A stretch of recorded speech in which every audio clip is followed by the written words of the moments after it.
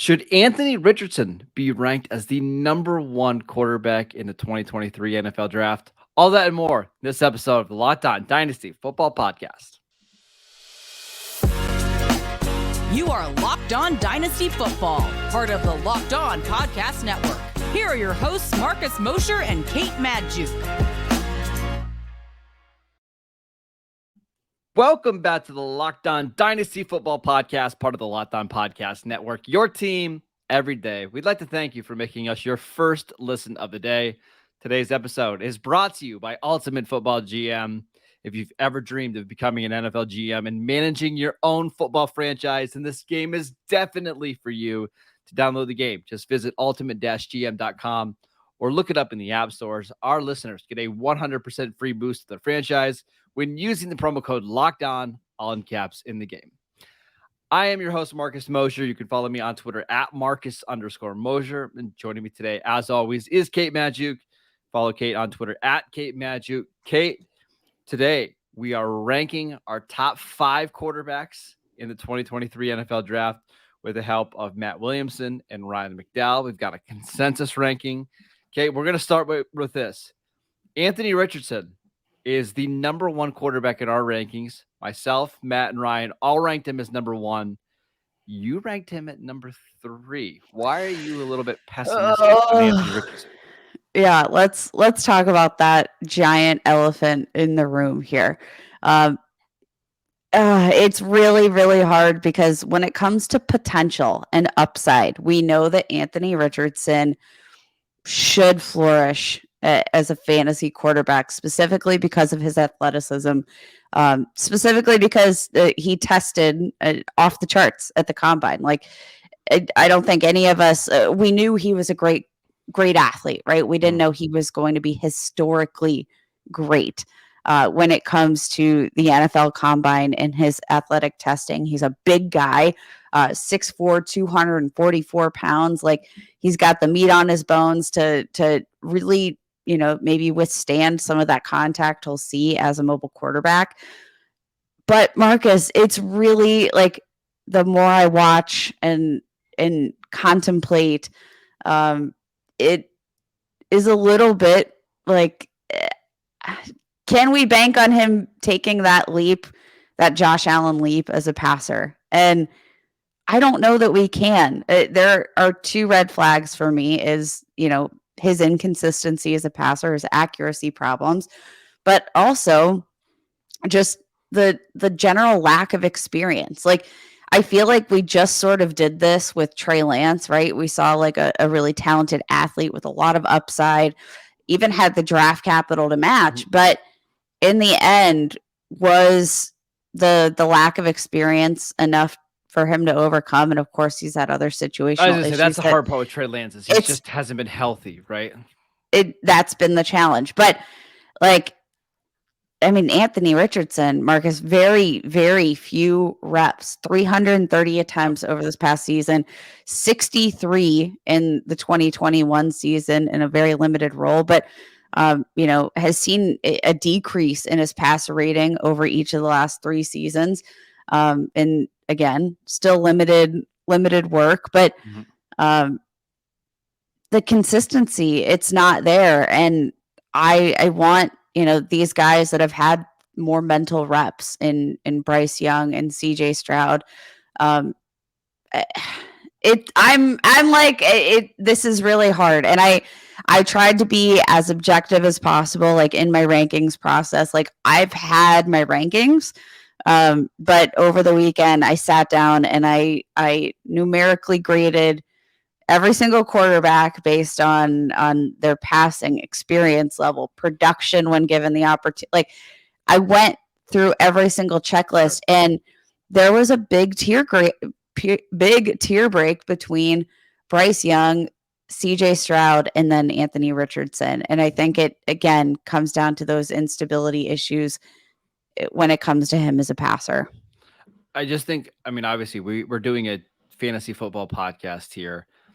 I think the real life floor of Anthony Richardson's pretty low. Like, he just might not be an NFL quarterback, right? There's a chance he is not.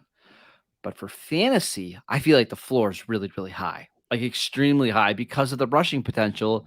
And a perfect example is what Justin Fields has done over the last 2 years, right?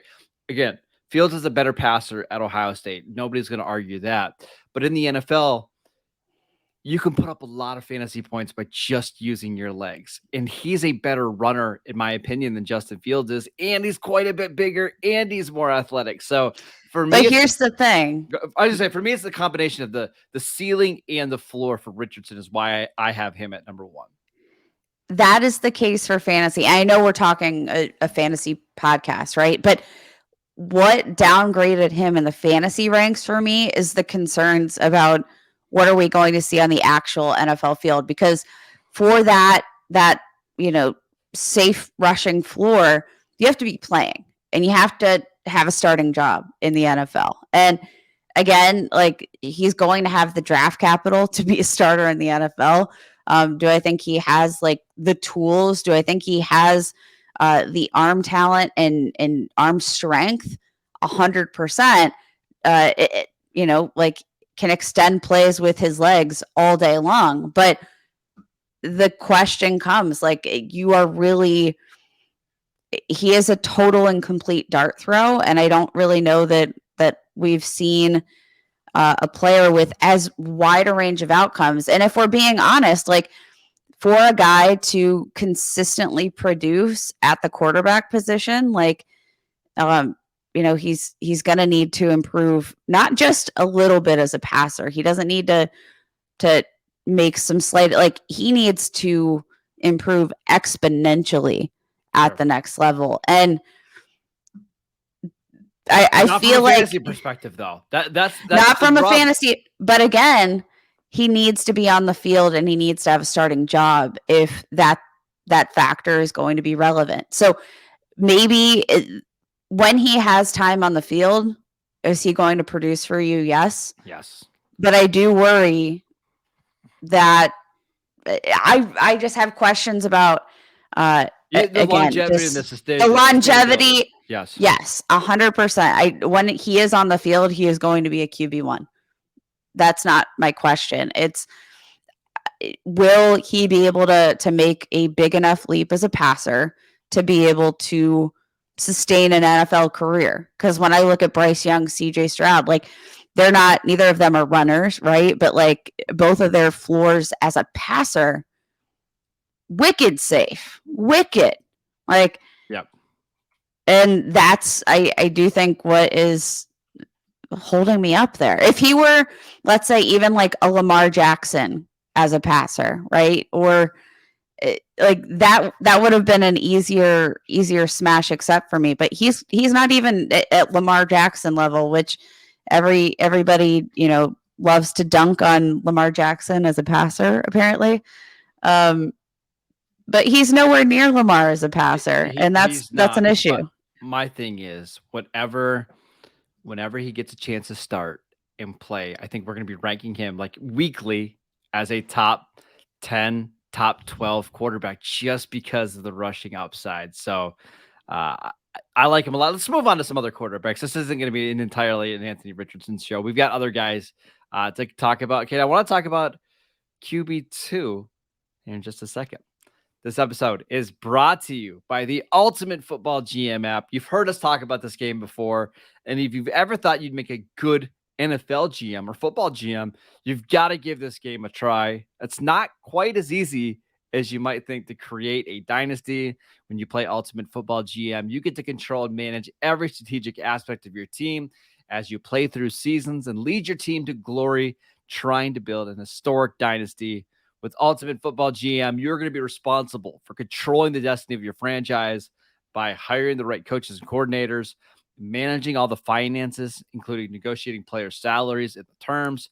Plus, you've got free agency, the draft, injuries, locker room, things that pop up, player personnel issues, and all the ups and downs of the season.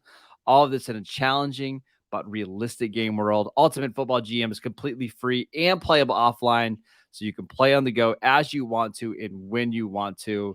Locked On Dynasty listeners get a 100% free boost to their franchise when using the promo code Locked On, all in caps, in the game store. Again, that is Locked On, all in caps. So make sure you check it out today. To download the game, just visit ultimate-gm.com or look it up in the app stores. That is ultimate-gm.com. Ultimate Football GM. Start your dynasty today. Thanks for making Locked On Dynasty your first listen every day. Every dayers. Tomorrow on the show, you're going to have Matt and Ryan talking about our running back rankings, which are pretty unique. I'm going to make sure you guys check that out tomorrow. But Kate, let's get back to talking about quarterbacks. I've got Bryce Young at number 2. Matt's got Bryce Young at number 2. Ryan's got him at number 3. You've got Bryce Young at number 1. What's the reasoning there?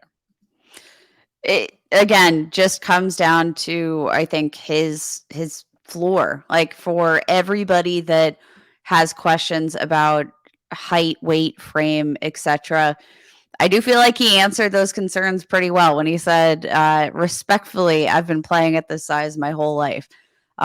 What you see from him and the ability to just make sure a play's chances never die, he's special. He's not got the strongest arm in this class, but I do think his playmaking ability, his brain, his creativity make him one of a kind. And I do think that he's got, enough stability. I think even for a guy that doesn't run necessarily like this. No, he's not a runner, right? But he's mobile.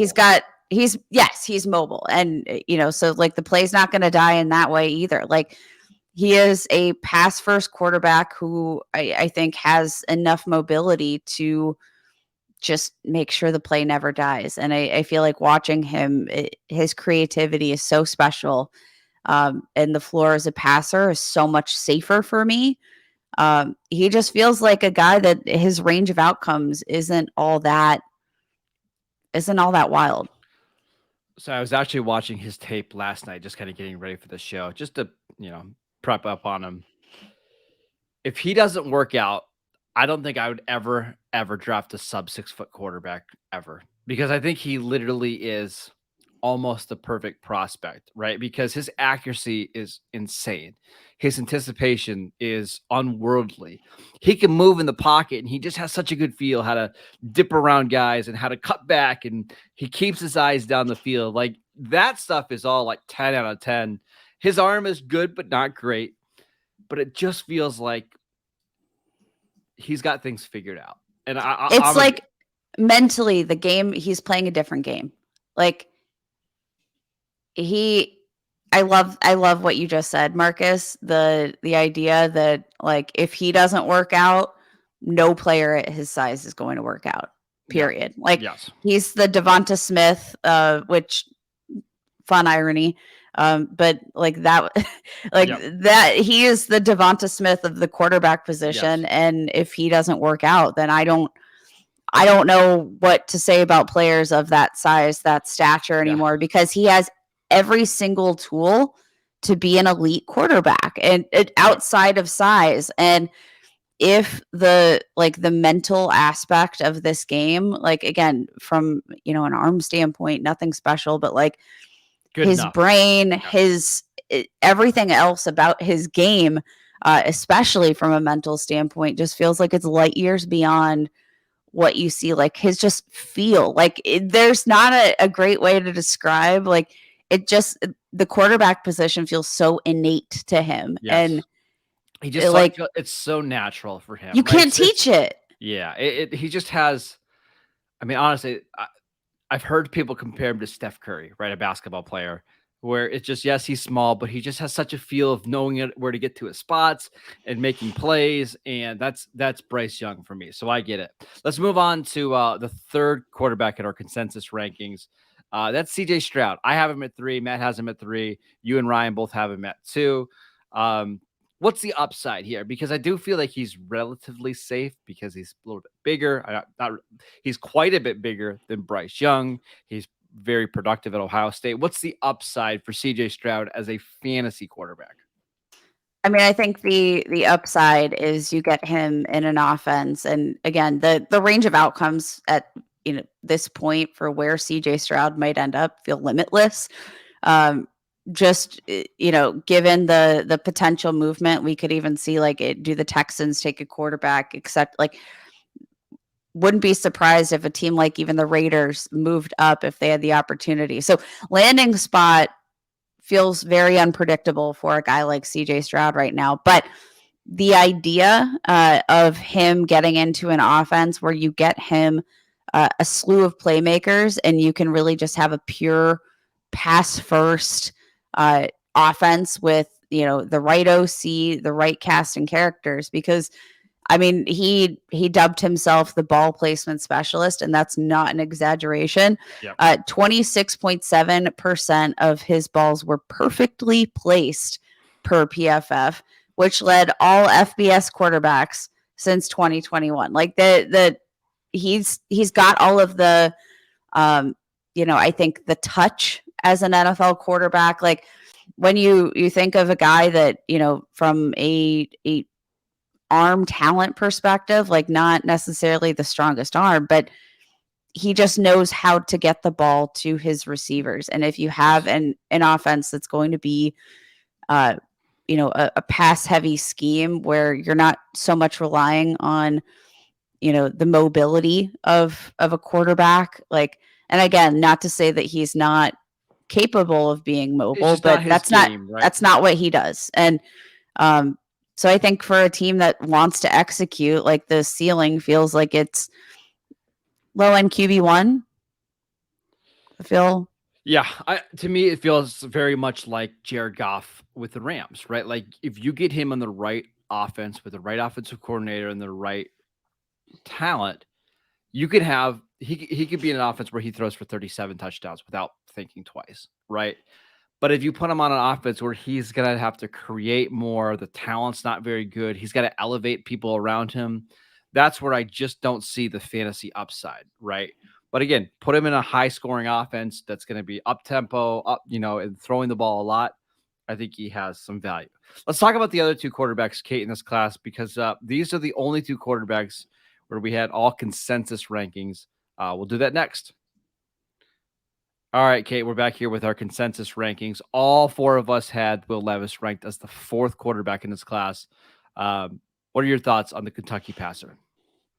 He's a very interesting prospect to me. I talked a little bit about him on one of our shows last week in terms of him being a guy that I want to seek out in my fantasy drafts, because I do think maybe the arm strength and arm talent could be there.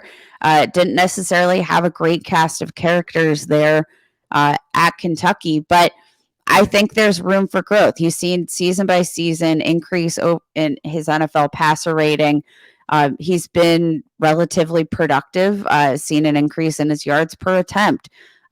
Even for as much as his accuracy issues have been a problem, 65% completion rate this year, which, closer to the top of this NFL draft class. And most of all, Marcus, I think he's underrated as a mobile quarterback. Yes. Like we just didn't see that in 2022 because he was injured. I think this is, definitely one of the sneakier prospects that we're going to see. He's got, the height, he's got the weight, 6'3", 231. But he's mobile, and he's a guy that I could picture, even if it's via quarterback sneaks, he's a guy that I could picture having like 6 rushing touchdowns a year, and bolstering his floor. Just has a monster of an arm, can work on some of that consistency, but like from a tools perspective, I think Levis is not too shabby, like just generally underrated. Yeah, I've got mixed feelings on Levis. I think the 2021 tape was so much better than 2022. And we saw him in an NFL offense. Like Liam Cohn, who was the offensive coordinator for the Rams in 2022, was his offensive coordinator in 2021, and he was spectacular. I just get very much Carson Wentz vibes in a good and bad way, right? Like when Carson Wentz was feeling it and he was confident, that was somebody who was a legitimate MVP candidate, but the accuracy wasn't always there. Some things felt a little clunky. He's a good runner, but not overly dynamic. I I think he's the clear QB4 in this class, and I think there's a massive tier drop between him and the next guy that we're going to talk about, Hendon Hooker, who we all ranked as the 5th quarterback in this class, but I just don't see it at all. I don't get the appeal here. There's a lot, I think, from just pretty much every aspect that you could look at, like in terms of red flags for Hendon Hooker. There's just a lot there. Like there are a lot of red flags there that, maybe one of those red flags in terms of like his age, right? 25 years old, like that is old for a quarterback to come out. Then you have the injury. Then you have the fact that like Tennessee, it was a relatively easy offense to execute. And he said, he said before, like I can't help it that the first guy is always open, and like he can't. And I think I've said this about Cedric Tillman at some point, like the biggest knocks are that it feels like he's not challenged, and you can't necessarily hold that against these prospects because Tennessee's offense, I just don't know how much it translates. That's the issue. It doesn't translate. That's exactly, like you're not going to have guys wide open all day, all the live long day in the NFL. Like that's just not going to happen. And the other issue is I just don't see the pocket presence. Like there's times where he takes a snap and just stands there, literally doesn't move, and either makes a throw or gets hit. Like there's just no feel. In the same way that we were talking about Bryce Young, where he's got like 18 eyeballs all on his head, where he can just see everybody coming. Hooker's not that way, right? He doesn't have that feel. And I actually tweeted out right before we came into the show, I just didn't see a first-round quarterback, and that's before you get to the other concerns about the age and the offense and the injury history. He's somebody that I'm just I don't see it. I don't see it, Kate.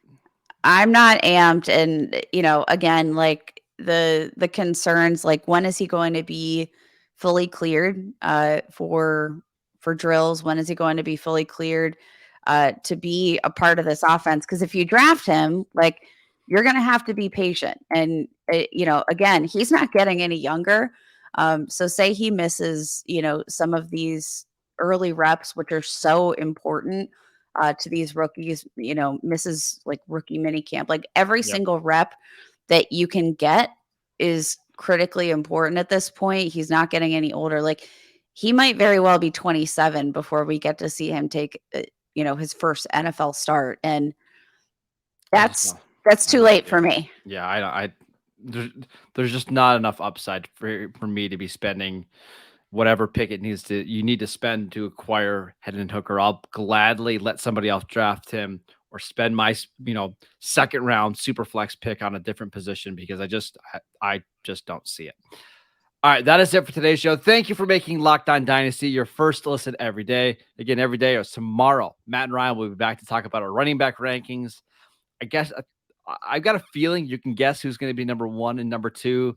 But after that, it gets really, really interesting. So make sure you guys check out that. Go follow the show on YouTube, Locked On Dynasty. You can go follow Kate at Kate Magdziuk. I'm at Marcus _Mosher. Enjoy your week. We'll see you guys next time.